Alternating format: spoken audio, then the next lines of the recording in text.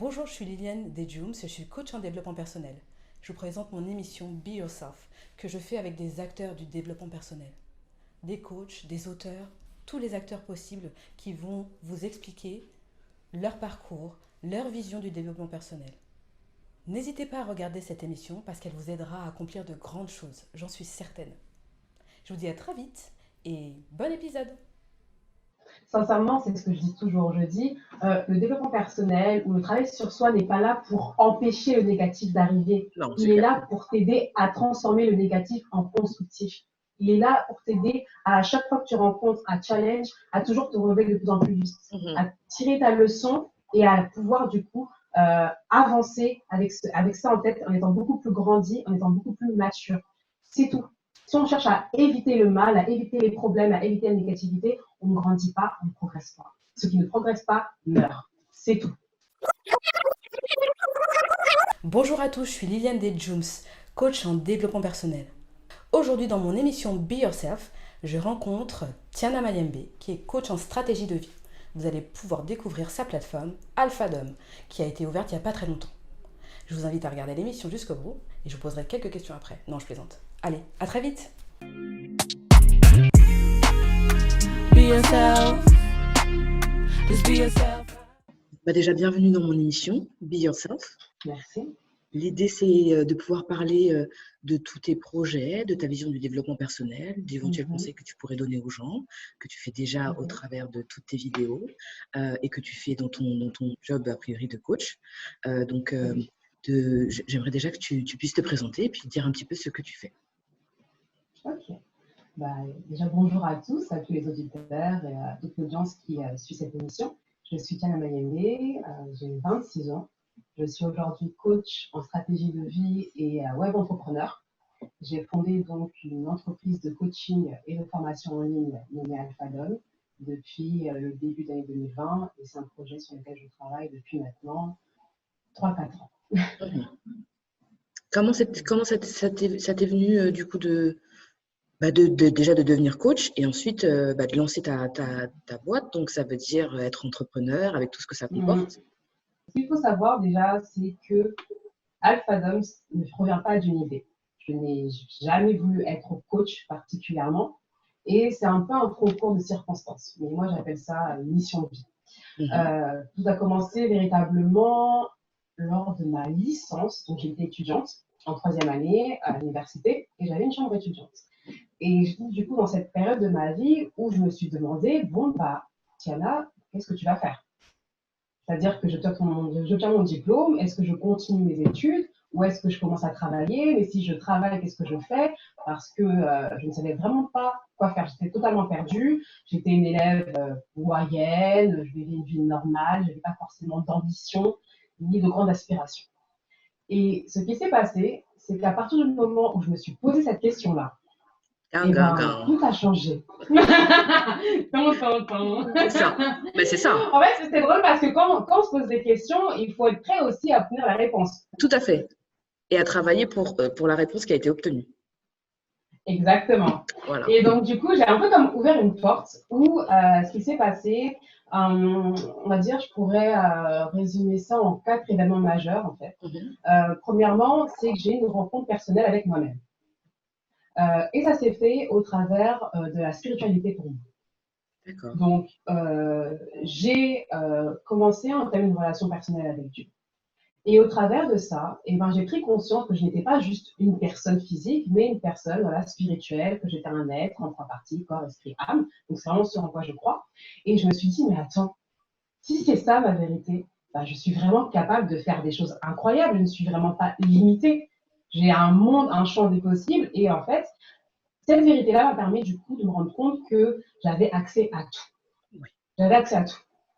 Et à partir de là, mes centres d'intérêt ont changé. Donc, j'ai découvert l'entrepreneuriat, j'ai découvert le développement personnel, j'ai découvert le marketing et je suivais énormément de vidéos sur YouTube, mais principalement anglophones. Je ne trouvais pas ce type de contenu en fait en France.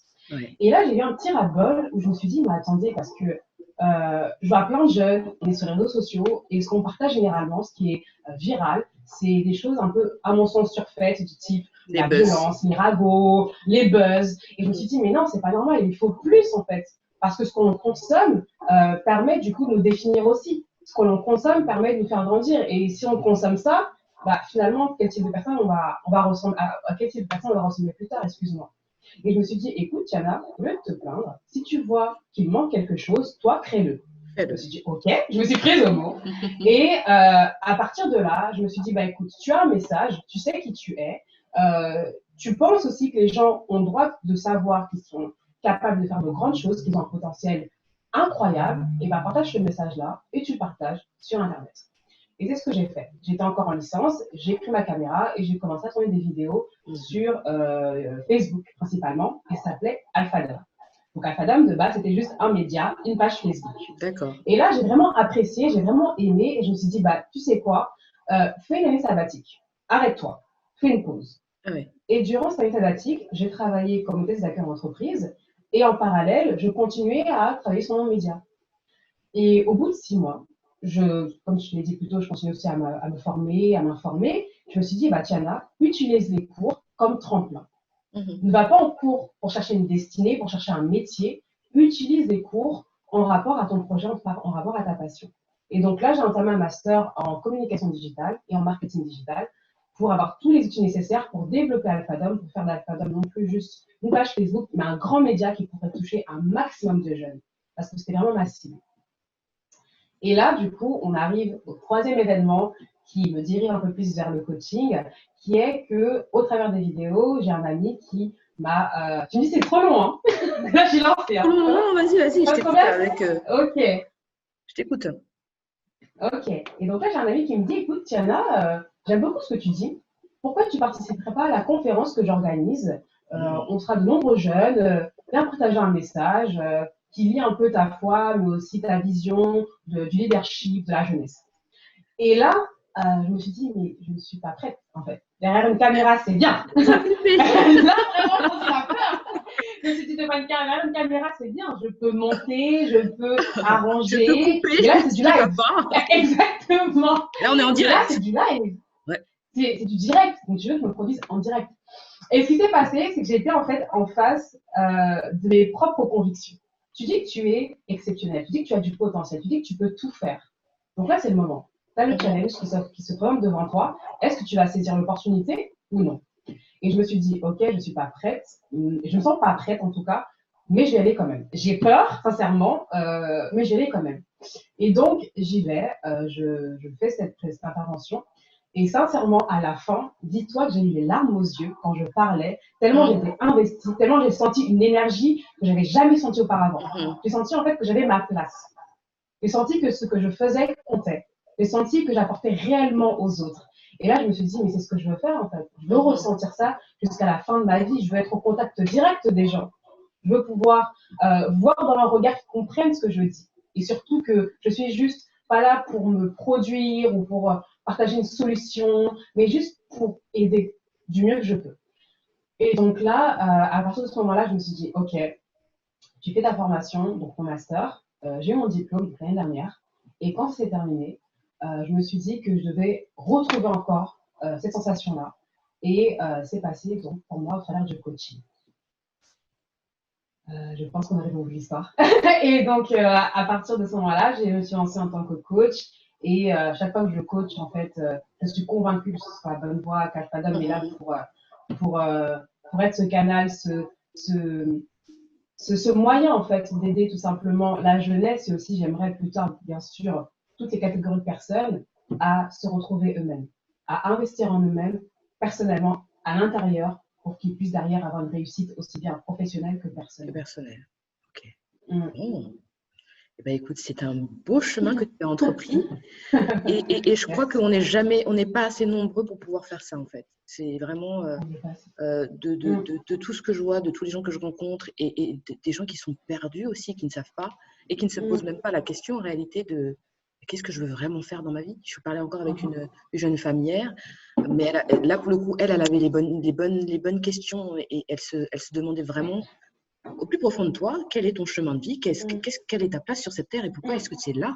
Pourquoi est-ce que tu es là et qu'est-ce qui te fait vibrer? Donc, les larmes aux yeux que tu as eues pendant cette fameuse conférence t'ont confirmé que c'était la bonne direction pour toi et je trouve ça cool de pouvoir, à ton âge, d'avoir déjà trouver ça et de pouvoir continuer à apprendre, à t'améliorer, à avancer. Et c'est ça Exactement. c'est ça qui est intéressant aussi de transmettre aux jeunes générations parce que c'est eux l'avenir de notre monde. Et en Totalement. réalité, si on ne commence Totalement. pas là, si on ne commence pas dès plus jeunes, quels seront ces adultes de demain? Je ne sais pas. Ok. Exactement. Du coup, Alpha Dom, explique-nous un peu qu'est-ce que c'est, qu'est-ce que tu proposes, qu'est-ce qu'il y a comme alternative Bah, dessus pour les gens? alors aujourd'hui, le premier service que je propose, c'est du coaching individuel. D'accord. Et le deuxième, c'est du coaching en groupe. Alors, j'aide principalement les porteurs de projets, qu'ils soient étudiants, professionnels ou entrepreneurs, à dépasser leur blocage personnel pour qu'ils puissent s'accomplir aussi bien personnellement que professionnellement, comme je le dis plus tôt. Donc, ça se déroule comment? Ce sont des séances individuelles d'1 heure qui se font aussi bien soit par visio, soit par téléphone. Et quant au deuxième service, donc, ce sont des ateliers. Bon, coronavirus a un peu ralenti cet aspect-là du groupe que j'ai pu lancer, mais aujourd'hui, ce sont vraiment les deux pans d'Alpha Dom. Après, j'ai d'autres projets en cours pour développer l'entreprise et proposer toujours plus de solutions.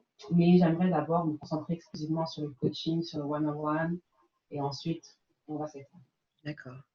Alors aujourd'hui, Tiana, tu es seule à gérer ça? Tu as des gens qui travaillent avec toi? Oui, je suis seule. Je suis seule. Seule au monde. Non, mais je suis seule. Et ça a été un challenge, sincèrement. Ça a été vraiment un challenge. C'est là encore en réalité, parce que du coup, en tant qu'entrepreneur, je dois vraiment avoir toutes les casquettes. Donc, je m'occupe aussi bien du marketing que de la communication, que du produit, que du métier en lui-même, du cœur de mon activité, du prospecting, tout, en fait, je fais tout. Et donc, ça peut être assez compliqué, mais j'en retire énormément, Oui. surtout en termes d'organisation, de discipline, de créativité aussi. Donc aujourd'hui, je suis à un stade où je peux encore me permettre de gérer toute seule. Cela dit, quand j'ai la possibilité, je fais appel à des prestataires pour des tâches annexes, parce que bien sûr, on ne peut vraiment pas tout gérer non plus tout seul. Donc je fais appel à des prestataires, mais j'ai bien sûr en tête l'idée de pouvoir agrandir mon équipe. Ça, c'est très important. Je pense que tu es sur la bonne voie aussi. C'est l'entrepreneuriat, de toute façon, c'est un peu une folie. Hein. On est là, on se lance, on ne sait pas trop où on va, mais on y va quand même parce qu'il faut, parce que c'est notre passion aussi. Mais en même temps, on ne sait pas trop où on va, quoi. Et du coup, après, tu vas trouver les bonnes personnes qui vont t'entourer, qui partageront tes valeurs. Et c'est aussi important de bien les choisir parce que je crois fondamentalement que ça, c'est la base de la suite de ta mission. C'est-à-dire que tu vas avoir des gens que tu vas encadrer, que tu vas entourer par rapport à tes connaissances, que tu auras appris en tant que chef d'entreprise, tout simplement, et que tu vas pouvoir les amener aussi avec toi dans ton parcours et dans ton chemin, et que ce soit des jeunes ou des moins jeunes d'ailleurs. Mais l'idée, c'est effectivement de pouvoir avoir une vraie cohésion d'équipe et se recréer une famille professionnelle, on va dire. Donc ça, je te le souhaite vraiment parce que c'est une famille professionnelle. Bah oui, parce que en fait, c'est des gens avec qui tu vas bosser beaucoup, à qui tu vas demander éventuellement des sacrifices, des choses comme ça, et que si tu t'entoures pas des bonnes personnes, ça peut être compliqué. Donc voilà, je pense que tu le sais, tu verras comment tu gères ça. Du coup, par rapport au coaching, dis-moi un peu, quelles sont les problématiques que tu rencontres avec les gens de manière générale? Est-ce que c'est plutôt des problématiques de couple? Ça va être, tu as parlé de l'entrepreneuriat tout à l'heure, d'aider les gens à créer leur projet. Mais dans tes vidéos, j'ai vu que tu parlais beaucoup aussi de la relation homme-femme, de la relation de couple, on va dire comme ça. Est-ce que c'est une chose que tu aimerais développer ou pas? Eh bien, je pense que au début, j'ai dû moi-même faire la distinction dans mon contenu entre ce que je voulais partager et ce dont les gens avaient besoin. Parce que si je voulais partager exclusivement au début mes centres d'intérêt et surtout le stade mental dans lequel je me trouvais, j'aurais parlé énormément de spiritualité, de philosophie, de choses qui sont importantes à mon sens, mais qui ne sont pas forcément le reflet de la mentalité générale aujourd'hui. Quand on voit le centre d'intérêt des jeunes, Bien sûr, on est jeune, on pense un peu au couple, on pense aux amis, on pense à passer du bon temps. Et je me suis dit qu'avant toute chose, il fallait aller progressivement et parler finalement de ce sur quoi les gens butent le plus. Et à cet âge-là, entre 20 et 25 ans, c'est plutôt, voilà, choisir la bonne personne, mon copain m'a trompé, mes amis m'ont trahi, je ne suis pas bien entourée, je me sens seule, je n'arrive pas à appartenir à un groupe, etc. Et je pense notamment, du coup, à la pyramide de Maslow, qui fait l'échelle, du coup, des besoins, et je juge qu'aujourd'hui, à la vaste majorité des jeunes, pas tout le monde évidemment, se trouve un peu au niveau numéro 3, là, ce niveau d'appartenance, ce besoin d'appartenir à un groupe, à une famille, à être un peu à sa place quelque part. Tandis qu'au début, moi, j'étais plutôt au niveau numéro 5 d'accomplissement de soi, de spiritualité, de recherche sa place dans l'univers. C'est déjà trop. Et on redescend, allez. On descend un tout petit peu. Et je pense que j'ai bien vu une différence entre le moment où je parlais un peu plus à ce niveau-là, au niveau 5 des besoins, et puis quand je suis redescendue au niveau 3, et je me suis dit que j'étais au bon endroit, au bon moment. Et c'est à partir de là, du coup, que j'ai vu mes vidéos de plus en plus être regardées, j'ai vu qu'il y avait de plus en plus de partage, et finalement, j'ai créé un peu ma stratégie autour de ça, où j'ai partagé plus de vidéos sur le couple, mais aussi derrière pour partager plus de vidéos du coup sur le soi. Un peu donc cet équilibre-là pour attirer les gens et pour leur faire comprendre qu'il y a aussi autre chose. Et c'est ce qui marche, en tout cas, si on n'a pas aujourd'hui. Ok. Quelle est l'ambition alors pour la suite? Parce que tu m'as dit, j'ai des projets, etc. Je ne sais pas si tu veux en parler ou pas. Quels sont les projets? On veut savoir. Écoute, j'ai beaucoup de choses en tête, j'ai énormément de choses en tête et c'est pour ça aussi qu'en tant qu'entrepreneur, c'est difficile.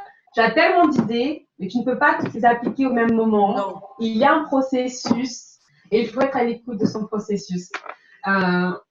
Donc aujourd'hui, je suis coach, mais si tu veux, moi, mon but principal, c'est d'être experte dans les domaines.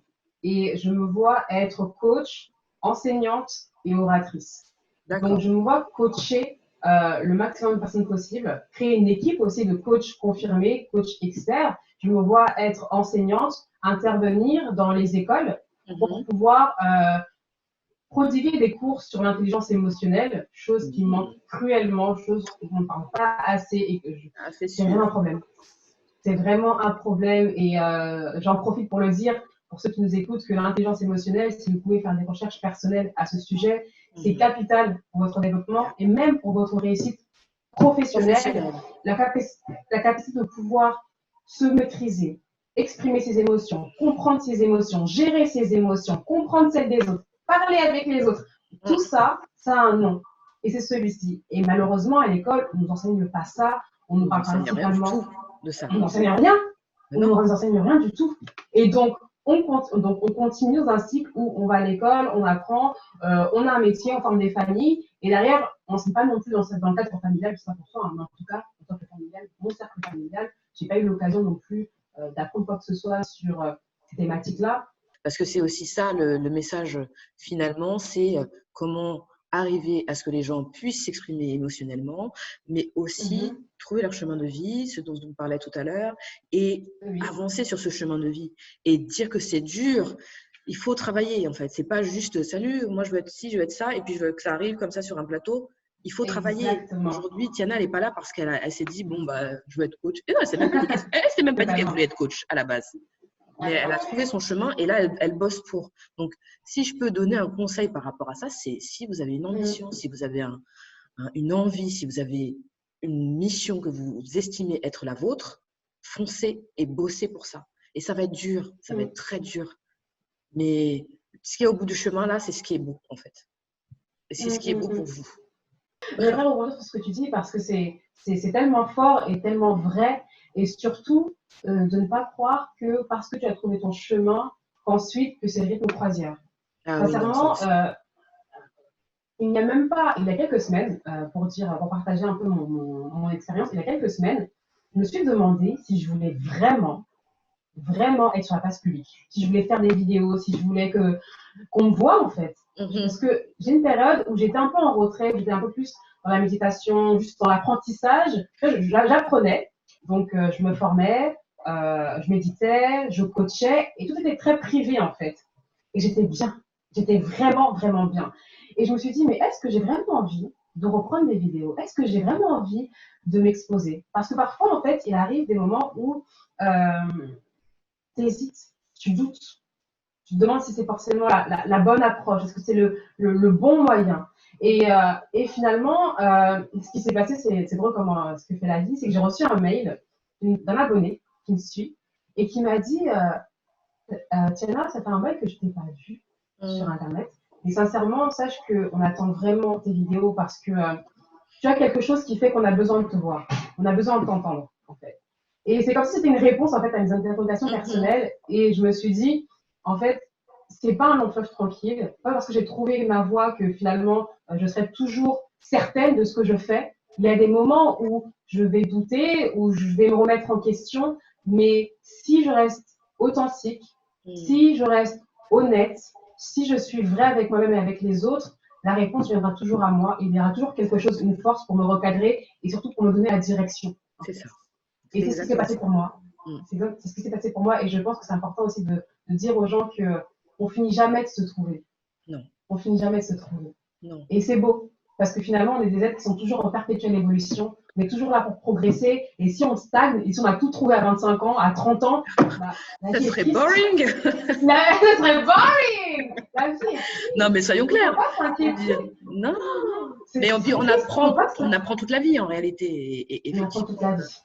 Pour rebondir par rapport à ce que tu dis, c'est juste que tu vas faire éventuellement des conférences, tu vas rencontrer quelqu'un qui va te proposer autre chose, qui va te faire avancer sur un autre chemin. Et les opportunités vont arriver comme ça, mais c'est parce que tu travailles aussi pour ça. Et que quand quelqu'un t'envoie un mail pour te dire « Tiana, tu nous manques », en gros, c'était ça. Hein. Quand est-ce que tu reviens et que tu te dis « Ah ouais, en fait, je vais continuer les vidéos ». Le signe est venu. Donc, écoutez les signes qui vous apparaissent. Parfois, ils sont pas faciles à déceler. Parfois, ils sont très, très obvious comme ce qu'elle a eu. Mais d'autres fois, c'est comme ça. Vous voyez, ah, tiens, quelqu'un qui vient vous dire dans la rue que ce que vous faites, c'est bien, ou des choses comme ça. Et à ce moment-là, il faut écouter et y aller.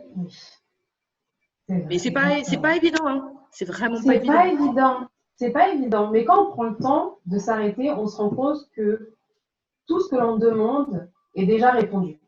Et le seul souci, c'est qu'en tant qu'être humain, on a tendance à porter notre attention sur ce qui ne va pas, sur ce qui nous manque, plutôt que sur ce qu'on a déjà. C'est ça. Et sur ce qui va bien. Et donc, je pense qu'à partir du moment où on switch notre attention, où on se reprogramme pour toujours voir la vision d'ensemble, et pas seulement ce qui ne va pas, ce qui est négatif, etc., on se met dans une position où finalement on peut avoir plus facilement les solutions qui sont supposées nous être accordées. Et je pense que c'est surtout une question d'attention. Sur quoi tu portes ton attention à chaque fois? Tu demandes des choses, tu veux des choses, tu as des projets, c'est génial, mais sur quoi tu portes ton attention? Est-ce que tu portes ton attention sur le travail, comme l'a mentionné Liliane, sur la discipline, sur le positif, sur les opportunités, sur ce que tu fais de bien, sur tes progrès? Mais ça, c'est très bien dit. Hein. C'est une question d'état d'esprit en réalité. Voilà. Est-ce que tu as, comme on appelle ça, le fixed mindset ou est-ce que tu as le growth mindset? Est-ce que tu vois les opportunités qui s'offrent à toi? Est-ce que tu l'as, ma vie, c'est de la mouise, qu'est-ce que je vais faire? Et il y a beaucoup trop de gens qui sont comme ça. Et comment on aide ces gens à ouvrir le champ des possibles, à voir que la vie n'est pas juste le petit cadran que vous êtes mis avec les œillères des chevaux, là, vous voyez, hop, et on fait comme ça, et on ouvre, et on voit la vie quand même avec beaucoup plus de contraste et beaucoup plus de possibilités qui s'offrent à nous, tout simplement. Et il y a les gens vraiment, quand vous êtes dans le pessimisme, sachez que malheureusement, les choses qui vous arriveront resteront dans ce cadre-là. Quand vous êtes dans l'optimisme, dans le fait de voir le côté positif des choses comme ce que tu disais tout à l'heure, là, il y a des choses positives et voilà, on ne va pas parler de la loi de l'attraction et tout ça, mais en tout cas, moi, j'y crois et je sais que définitivement, quand on bosse avec mes sœurs, on a vraiment des belles choses qui nous arrivent, mais parce qu'on est aussi vrai et authentique avec nous-mêmes et qu'on sait où on veut aller, quoi. Donc, s'il y a exactement. un message à passer, c'est vraiment ça. Et je sais, Tiana, par rapport à ce que toi tu fais, que effectivement, Mhm. ça sera, il y a du positif qui va t'arriver parce que bah, c'est ce que tu renvoies aussi aux gens. Il y a ça aussi. Hein. Ta mission de vie, c'est d'aider l'autre. En général, l'univers, en ce que vous voulez mettre dessus, vous entend Mhm. et vous renvoie aussi des choses positives. Évidemment, il y aura des galères, il y a Ouais. toujours des galères. À un moment donné, voilà, donc, si c'est pas non plus, on n'est pas dans le monde des bisounours. Mais, Mm. mais même dans les galères, il y a des choses à apprendre. Sincèrement, c'est ce que je dis toujours. Je dis, le développement personnel ou le travail sur soi n'est pas là pour empêcher le négatif d'arriver. Non, c'est Il est clair. là pour t'aider à transformer le négatif en constructif. Il est là pour t'aider à chaque fois que tu rencontres un challenge, à toujours te relever de plus en plus vite, Mhm. à tirer ta leçon et à pouvoir du coup avancer avec ça en tête en étant beaucoup plus grandi, en étant beaucoup plus mature. C'est tout. Si on cherche à éviter le mal, à éviter les problèmes, à éviter la négativité, on ne grandit pas, on ne progresse pas. Ceux qui ne progressent pas meurent. C'est tout. Et Ouais, donc, quand tu penses comme ça, tu accueilles les obstacles, tu accueilles les challenges. Quand tu vois un problème, tu dis, OK, là, ce n'est pas un problème. C'est quelque chose qui est là pour m'enseigner. Qu'est-ce que je dois apprendre? mm, Qu'est-ce que je dois apprendre? Qu'est-ce que je dois apprendre? Et quand tu penses comme ça, tu te rends compte que n'importe qui peut être un enseignant pour toi. c'est clair. Ton ex est un enseignant. La personne qui te fait du mal est un enseignant. Ta famille qui parfois t'énerve est un enseignant. Tout est là pour t'enseigner. Et tu es là aussi à ton tour pour enseigner les autres. C'est Donc, ça. c'est vraiment ça. Moi, je suis dans une position aujourd'hui où je suis aussi bien enseignant qu'élève. Au travers du coaching, au travers des vidéos, j'enseigne tout le temps, mais je suis aussi élève de la vie. Élève aussi de mes coachés, qui parfois, au travers de leur perspective, m'apprend aussi. C'est Donc, ça. quand dans cette humilité totale, peu importe le statut, peu importe la fonction qu'on occupe, moi, j'ai parfois des coachés qui me remercient, et qui me remercient d'une façon limite. Ça a changé Je leur me vie. sens un peu mal à l'aise. Je me dis, je me mets un peu mal à l'aise. Je leur dis, je vous remercie vraiment, je te remercie vraiment pour ta gratitude, mais sache que sans coacher, je ne suis pas coach. Mm. Donc, on est vraiment sur un pied d'égalité. Bien sûr, t'es Et comme quand ça. tu Hein. vois, on est sur un pied d'égalité et le monde, on doit le voir comme ça, on est tous sur un pied d'égalité, le professeur et l'élève, car sans l'un, il n'y a pas l'autre. Le parent et l'enfant, sans l'un, on ne peut pas être l'autre. Et quand tu es comme ça, bah, tu t'ouvres tes bras aux gens, aux relations humaines, à tout. Et c'est vraiment génial. Waouh. OK. All right. Du coup, ouais, est-ce que tu as des projets là pendant cet été, des choses que tu mets en place? Est-ce que tu pars en vacances? Voilà, comment se passe un peu ta période actuelle avec tout ce qui se passe autour de nous? Bah, je t'avoue que ayant commencé mon activité il y a peu, je ne suis pas vraiment dans une position où je peux vraiment me sentir totalement à l'aise si je pars longtemps en vacances. Je vais Mhm. m'accorder, cela dit, une semaine, parce que ça fait, je pense, plus de 3 ans que je suis partie en vacances, vu que j'étais déjà en Master 1, j'étais en alternance, donc j'avais les cours, l'entreprise Alphadom, Master 2, pareil, cours, l'entreprise Alphadom, et là, actuellement, je suis aussi en formation et j'ai aussi une entreprise et je fais tout aussi à la fois. Donc, ça n'arrête jamais, mais je vais Ouais. m'accorder une semaine. Mais sinon, là, mon focus, c'est vraiment du coup de m'investir dans l'entreprise, de partager toujours plus de valeur, de préparer aussi le retour de ma chaîne YouTube. Mhm. Parce que du coup, tu mentionnais mes vidéos. Pour ceux qui ne savent pas, mes vidéos sont principalement sur Instagram. Mais avant ça, j'avais une chaîne YouTube dans laquelle j'ai pas mal de rubriques vidéo. Et donc là, j'y travaille, je vais revenir progressivement, donc avec des vidéos plus de coaching et ensuite des vidéos d'interview. Donc, je vais Mhm. interviewer des entrepreneurs, des créatifs, des professionnels et des dirigeants. D'accord. Donc, pour avoir aussi bien l'aspect professionnel et l'aspect personnel. Et donc, je travaille beaucoup sur ça en ce moment. Alphadom, Alphadom, Alphadom. Ma mission, ma mission, ma mission. Et je me forme et j'apprends et je lis. Mais c'est vraiment un plaisir. Hein. C'est ça qui est génial, c'est que c'est plus du travail. C'est vraiment une passion. Tu as du stress et c'est l'excitation aussi. Donc, c'est génial, c'est génial. Ce que je dis souvent aussi à mes amis quand ils me disent mais comment ça tu t'arrêtes pas viens, sors avec nous, tu travailles trop, etc. Moi je comprends pas. Euh, mais je leur dis non mais vraiment vous ne comprenez pas qu'il y a une c'est génial parce que en même temps que mon entreprise grandit, je grandis aussi en Mhm. fait. parce que je m'investis dedans et pour m'investir, il faut aussi que moi, du coup, je progresse à tous mes niveaux de vie, en fait. Bien Et sûr. donc, c'est vraiment une sensation géniale et c'est presque addictif, en fait.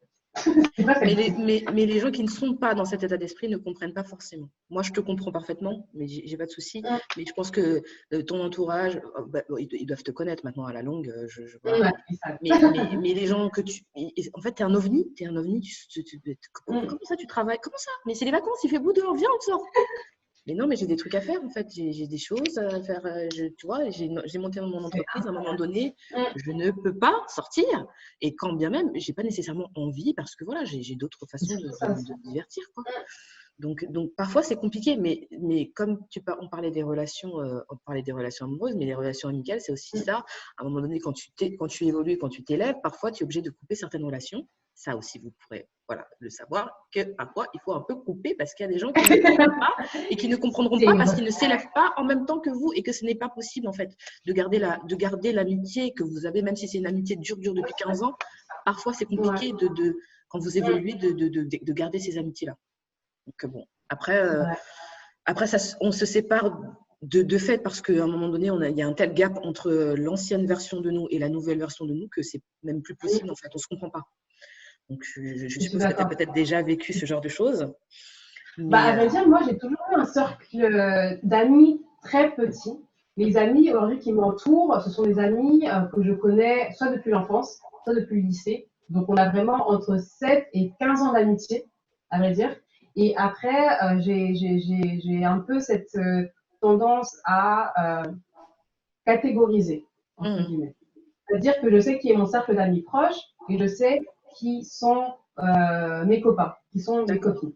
Voilà. Et donc, mais faire cette catégorisation-là, ça aide énormément parce que finalement, tu sais vers qui te tourner, tu sais à qui te confier et tu sais aussi vers qui te tourner quand c'est le temps un peu de s'amuser, d'être léger, voilà, on passe du bon temps ensemble. Et c'est ce qui permet, je pense aussi, de maintenir une connexion. Parfois, on rencontre quelqu'un et on veut directement, ça devient soit notre ami proche, notre frère, ou peut-être même notre partenaire. Et finalement, au fil du temps, on se rend compte qu'il y a une discordance entre les visions, on n'est pas dans le même état d'esprit, pas dans le même mood.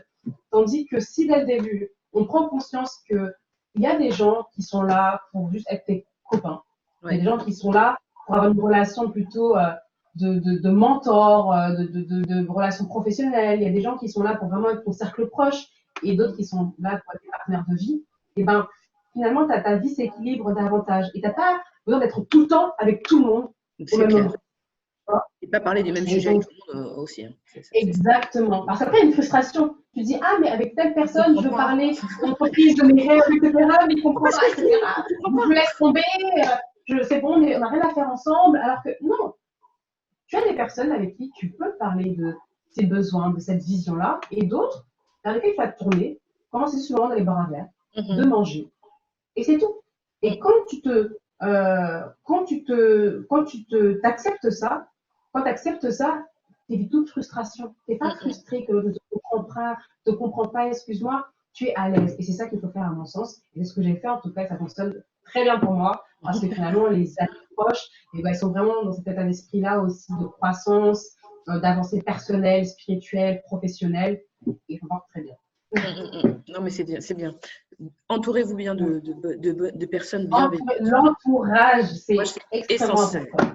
Essentiel. C'est essentiel. On est la moyenne des 5 personnes qui nous entourent. Donc, Jim Rohn, I love it. En écoutant ça, voilà, vous avez compris. Vous comptez jusqu'à 5 et après, vous pouvez enlever. Faites le tri. Et c'est pas mauvais, c'est pas méchant. Non, c'est pas question de qui est plus au-dessus de toi. C'est pas question de je suis supérieure parce que je suis beaucoup plus en avance et ils sont en retard. Ça n'a rien à voir. C'est juste qu'on progresse tous dans notre vie et donc on a tous des besoins différents. Et ces besoins-là aussi, du coup, grâce à nos relations, ils sont parfois assouvis, ils sont compris parce que les gens sont au même niveau que nous.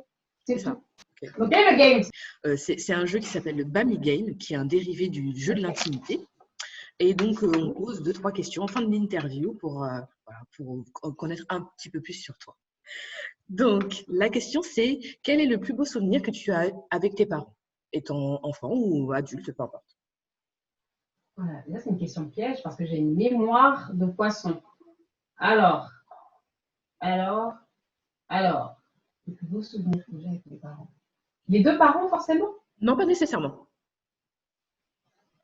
Étant enfant. Ok. Je réponds vite, hein, je suppose. Alors, Non, vas-y, prends ton temps. Hein. plus beau souvenir. Ok, je pense que j'ai deux beaux souvenirs, Ouais. mais pas avec les deux parents en même temps. D'abord avec ma mère.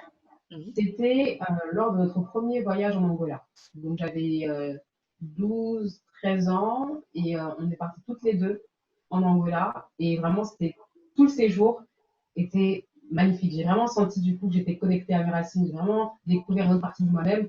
Et ça a été possible parce qu'elle m'avait emmenée, parce qu'on était ensemble avec ma famille. Et ça, vraiment, j'en garde un très beau souvenir. Et ça m'a tellement marqué du coup que j'ai fait mes études par rapport à ce voyage.